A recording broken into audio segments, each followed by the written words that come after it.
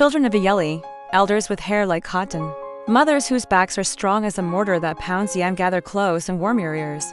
Tonight we shall unroll a raffia mat woven with love and pride, with patience and betrayal. If you have never heard how a man can carry a calabash and still spill the water, listen. If you have never learned how a woman's quiet heart can build a city, listen twice. For this is the tale of Yael, and of Aqua Yugo, whose name means eagle, glory, and of what becomes of a house when the pillars are despised. When the moon was young and the millet was still whispering in small voices, there lived in our village a young man named Yael. He was not born with anklets of gold.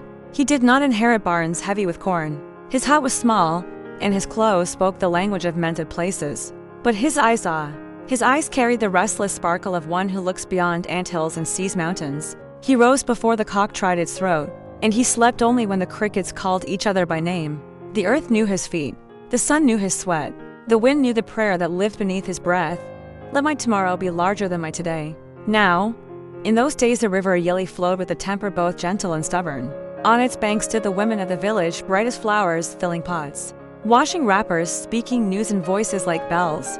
Among them was Aqua Yugo, daughter of Okini the potter, and Adama the soft-spoken midwife. She was like rain in the dry season, rare and blessing. Her beauty did not shout, it sang. Her eyes were cool shade. Her hands were steady and knew how to turn clay into vessels, seeds into harvest, sorrow into patience. Those who came near her felt their hearts put their feet upon the ground as if finding home. It was a day of harmattan breath when the wind plays with red dust that Yael first met her. He had gone to the river with a hoe on his shoulder. For sometimes the river bank gives tender soil that accepts the sea without argument. He saw her lifting a calabash full of water. He saw the sun settle softly on her cheek, and he felt, for the first time, that the world had offered him a wealth that no cowries could buy. His hands, calloused and uncertain, fumbled with his hoe. His tongue, which had always known how to bargain with stubborn soil, became a stranger in his mouth. He greeted her. May your path be straight like the spine of the palm frond. She answered, and may your labor not fall like a fruit before its season. That night, Yael could not refuse the moon's company.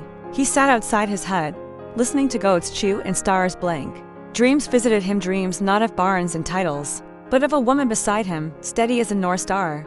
He was a poor man, yes, but poverty is not a disease that spreads to the tongue. Still, he could not speak his heart the next day or the next. It was Aqua Yugo who first noticed how his eyes followed the river path not for the fish, but for the footsteps.